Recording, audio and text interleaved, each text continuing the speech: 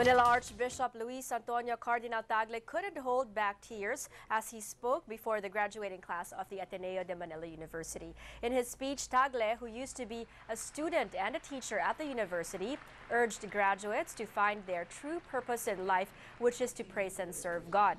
Tagle added the graduates should seek to glorify their Creator instead of going after success, fame, and wealth. Tagle also expressed his hope for more Filipinos to renew their faith in the Lord. Naway marami pang tao, lalo na ang bansang Pilipinas, ay manumbalik sa tunay na pakay ng buhay, papalabas sa sarili. Madiskubre natin ang malalim na katotohanan ng kasaysayan dahil nandoon ang Diyos.